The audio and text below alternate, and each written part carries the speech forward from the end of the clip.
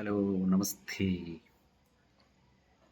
ఈరోజు మనకు బయట జరుగుతున్న రాజకీయ పరిస్థితులు చూస్తుంటే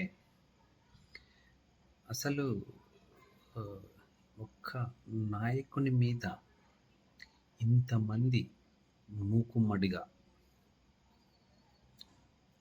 అటాక్ చేయడం అనేది చూస్తూ ఉంటే అసలు ఎందుకు ఇంతమంది ఒకేసారి తిరగబడ్డారు?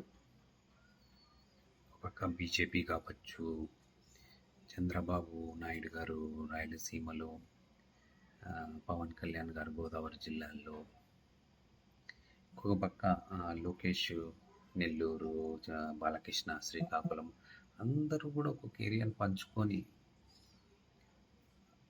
షర్మిలాను కడప మీద వెళ్ళినారు. ఇట్లా ఇంతమంది ఒకేసారి అటాక్ చేసి ఉన్నాడంటే ఆ నాయకుల్లో ఉండే ధైర్యము, గొప్పతనము అనేది ఇట్స్ కైండ్ ఆఫ్ ఇన్స్పైరింగ్.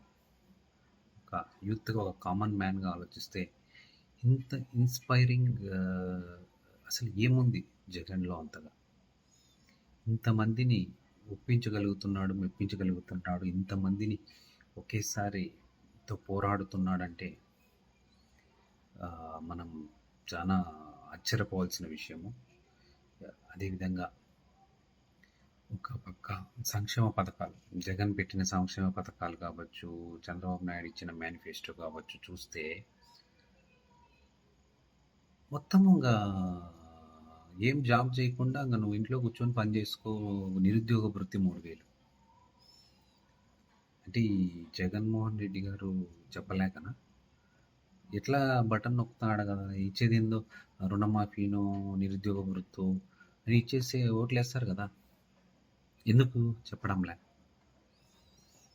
అంటే నాయకుల్లో క్రెడిబిలిటీ, అంటే మనం చెప్పిందే చేయాలి, చెప్పకుండా పోయి చేస్తే రేపు ప్రజలు మనల్ని అసహించుకుంటారేమో అనే ఒక నాయకత్వ లక్షణం అనేది క్లియర్గా కనిపిస్తుంది ఇక్కడ మనం చూస్తే.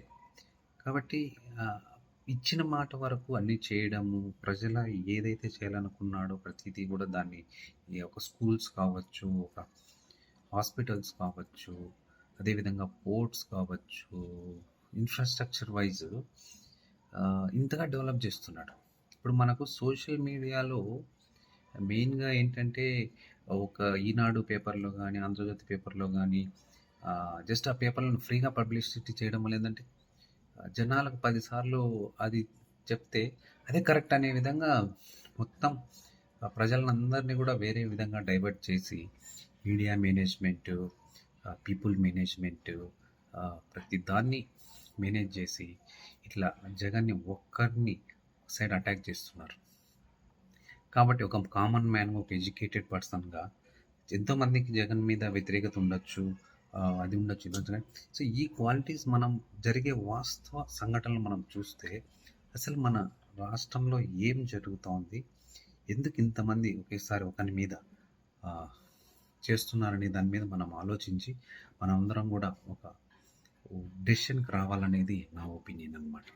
సో మీరు కూడా ఆలోచించి ఈ వాస్తవాలు ఏంటి, వాస్తవాలకు దూరంగా ఒక ఊరికి వెళ్తే ఒక మాట చెప్పడం, ఇంకొక ఊరికి వెళ్తే ఇంకొక మాట చెప్పడం, ఈ విధంగా ఒక్కొక్క ఊర్లో ఒక్కొక్క మాట చెప్తా మనుషుల్ని, అక్కడుండే మనుషుల్ని ఏదో ప్రోత్సహించి తప్పు ఒప్పులు చేసేసి వాళ్ళను ఆ రోజుకి తృప్తిపరిచి పంపించే విధానం అనేది జరుగుతూ ఉందన్నమాట.